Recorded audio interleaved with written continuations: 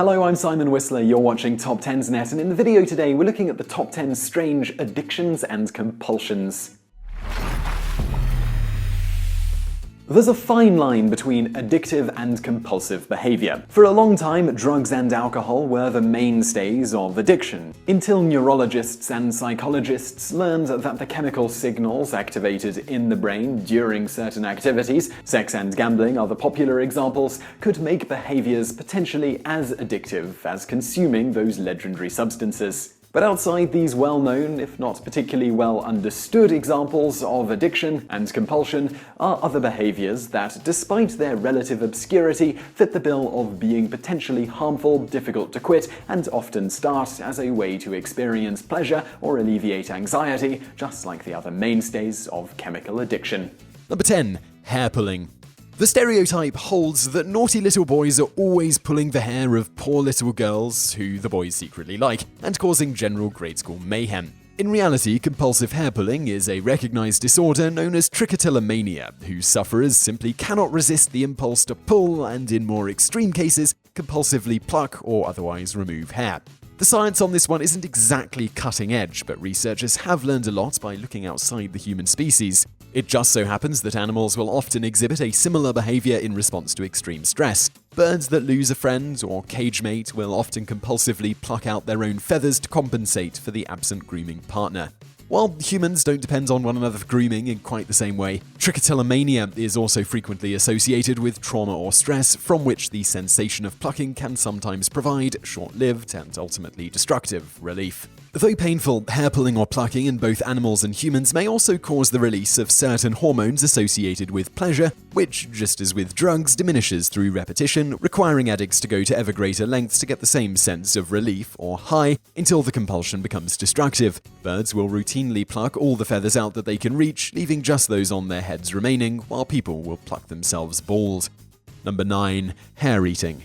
Either in a desperate bid to hide the evidence or simply as an extension of the hair-pulling ritual, sufferers of trichotillomania will sometimes, about 5 to 10% of the time, eat the hair they pull. This one is known as trichophagia. Sadly, intestines, like indoor plumbing, are prone to getting blocked up and damaged by the build-up of hair, leading to a whole host of problems beyond baldness and embarrassment for those who eat hair. In less extreme cases, though, people and animals will stop short of actually eating their hair and simply suck on it. Although it carries a greater social stigma, hair sucking in humans and animals alike is done for similar reasons to thumb sucking. The rooting reflex, one of mammals' most basic instincts, drives typically younger individuals to continue seeking something to suckle. While many children are satisfied with a pacifier or a finger, popular gender conventions mean that since longer hair is more common among girls, there is a tendency for hair sucking to become a compulsion almost exclusively in girls. Meanwhile, among kittens or puppies who are born prematurely or separated from their mothers too early, it is not uncommon to find 1 or 2 pups with patches of constantly matted, bleached-out fur, where their litter mates have been suckling, slowly drawing out all the pigment. Number 8. Flesh eating. Sometimes the oral fixation that leads to thumb sucking or hair chewing can become even stronger. Nail biting is one of the most common nervous habits people have, but it can actually escalate into biting and chewing the skin off the fingers instead. This is called dermatophagia. When done regularly enough, the people who nibble their nubs develop calluses, along with a growing need to chew more, harder, and more often to get the same relief that started the behavior. And just like with compulsive hair plucking, the sensation of relief or even pleasure can be sufficiently stronger than the associated pain, and the passive nibbling escalates into full-on self-mutilation. Skin-picking disorder or excoriation disorder drives people to compulsively rub, scratch, or simply pick away at the skin, with a predictably nasty suite of associated side effects. While the disorder is commonly associated with drug abuse, it can also become a problem among the sober, complicating the treatment and diagnosis. Number 7. Animal rescuing. Thanks to the discreet, tasteful reality television programming trend, the existence of hoarders is pretty firmly in the public consciousness. For those who missed the serial PSA that are the A&E and Lifetime channels, hoarders are people with compulsions to either buy too much stuff or experience such anxiety that they are unable to get rid of anything, even rubbish. A peculiar subset of this particular disorder is animal hoarding, which becomes a problem when the pet lover is no longer able to provide sufficient care or sanitation for their animals, yet refuses to give them up or stop collecting more. While animal hoarding is often, especially on television, presented as a problem among animal breeders or rural folk who aren't Price is Right fans, new evidence is emerging that as much as a quarter of all animal hoarding cases result from people attempting to rescue vulnerable animals. While alleviating guilt or trying to feed the caregiving instinct, these would-be pet adopters find themselves unable to say no whenever they see an untagged dog running around the neighborhood or happen to be flipping channels and catch an ad featuring Sarah McLachlan. They end up accumulating so many animals that their rescue becomes a hostage crisis and their pets need rescuing all over again. Number 6. Feeding. Another common animal-focused compulsion, feeders have an overwhelming need to provide sustenance to wildlife. Whether they are overfeeding their own pets or delighting in throwing seed to wild birds, pigeons or ducks or other waterfowl are common victims. These people believe they are acting out of compassion, but actually cause all sorts of dietary and dependency issues in the animals they feed. In that sense, animal feeders have a compounding addiction, as their behavior and ignorance of proper wildlife diet can cause the animals they ritualistically feed to become addicted to the food they are providing. In fact, feeder compulsion is a common starting point for animal rescue hoarding, as the need to care for these creatures compels feeders to take animals home with them. Feeder behavior is also a common side effect of anorexia. People with eating disorders often obsess with feeding others to compensate for starving themselves, both of which can become borderline addictive behaviors. Number 5. Beauty products.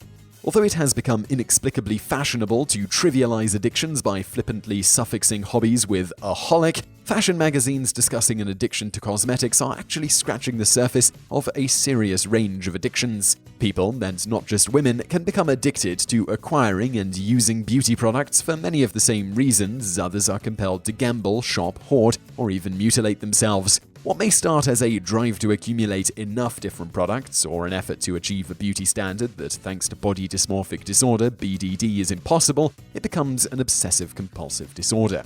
While it doesn't always end in endless sessions of plastic surgery, about 15% of cosmetic surgery customers are estimated to have BDD, while roughly a quarter of those with BDD get some sort of cosmetic surgery.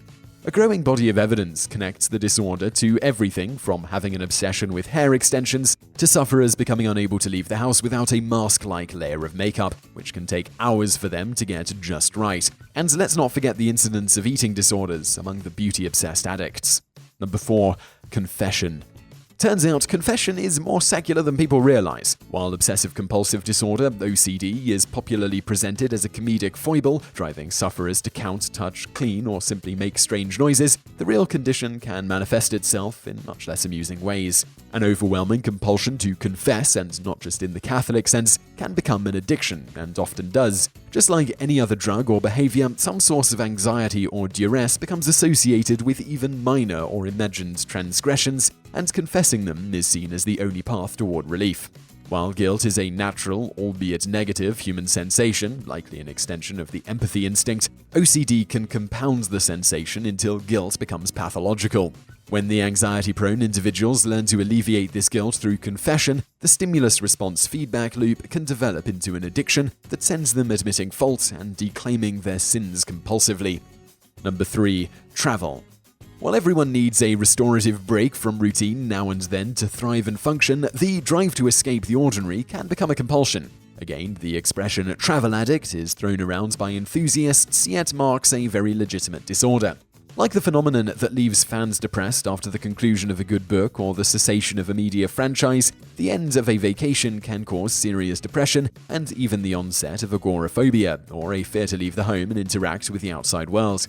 While dependency usually requires a build-up of tolerance and conditioning, the extreme high of a vacation can potentially pack the highs of escapism normally experienced in more limited doses through things like gaming or television into a concentrated punch. Though few may be able to afford to feed this impulse to escape the ordinary and familiar, the symptoms of withdrawal can be every bit as crippling as giving up a more conventional addiction. Number 2. Planning. Many people become deeply distressed by the chaotic randomness of everyday life. Rather than taking a mental health day or planning a vacation to cope, they resort to compulsive planning of life itself. Another hallmark symptom of OCD, compulsive planners are obsessed with trying to predict the future, not in a supernatural sense, but out of a need to prepare and control every detail. Like the A-Team's Hannibal, compulsive planners are desperately seeking the relief of having a plan come together or fending off the anxiety of feeling a lack of control. The same thrill of anticipation that makes going over the peak of a roller coaster track or seeing the premiere of a new show so enjoyable for most can be excruciating for those addicted to planning, predicting, and mapping every detail of something they can't actually control. That lack of control doesn't diminish their need to plan, as a certain relief comes from the act of planning itself, even when those plans fail to come to fruition. Number 1. Youth sports.